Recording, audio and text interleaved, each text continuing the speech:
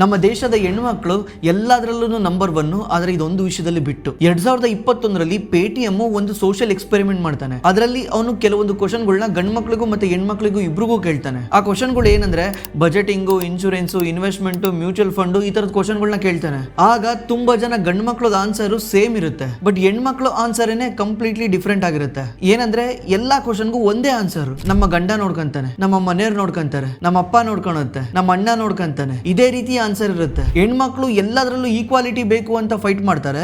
ಆದ್ರೆ ದುಡ್ಡಿನ ವಿಚಾರ ಬಂದ್ರೆ, ದುಡ್ಡು ಅಲ್ವಾ ಎಲ್ಲಾನು ಕಂಟ್ರೋಲ್ ಮಾಡೋದು. ದುಡ್ಡಿನ ವಿಚಾರ ಬಂದ್ರೆ ಅವ್ರು ಇನ್ನೊಬ್ರು ಕೈಯಲ್ಲಿ ಕೊಟ್ಬಿಟ್ಟು ಸುಮ್ ಕೂತ್ಕೊಂಡ್ಬಿಡ್ತಾರೆ. 2021-22ರ ಆಂಫಿ ಡೇಟಾ ಪ್ರಕಾರ ನಮ್ಮ ಇಂಡಿಯಾದಲ್ಲಿ ಹೆಣ್ಮಕ್ಳು 20-22% ಜನ ಇಂಡಿಯನ್ ಮ್ಯೂಚುವಲ್ ಫಂಡ್ ಅಲ್ಲಿ ಇನ್ವೆಸ್ಟ್ ಮಾಡಿದ್ದಾರೆ. ಆದ್ರೆ ಅಕೌಂಟ್ ಇವ್ರದ್ದು ಇನ್ವೆಸ್ಟ್ ಮಾಡಿರೋದು ಯಾರು? ಡೇಟಾ ಪ್ರಕಾರ ಇಂಡಿಯನ್ ಸ್ಟಾಕ್ ಮಾರ್ಕೆಟ್ ಅಲ್ಲಿ ಹೆಣ್ಮಕ್ಳು ಇನ್ವೆಸ್ಟ್ ಮಾಡ್ತಿರೋ ಸಂಖ್ಯೆ ದಿಸದಿಂದ ದಿಸಕ್ಕೆ ಇನ್ಕ್ರೀಸ್ ಆಗ್ತಾ ಇದೆ. ಆದ್ರೆ ಹೆಣ್ಮಕ್ಳು ಡೈರೆಕ್ಟ್ ಆಗಿ ಇನ್ವೆಸ್ಟ್ ಮಾಡ್ತಿಲ್ಲ.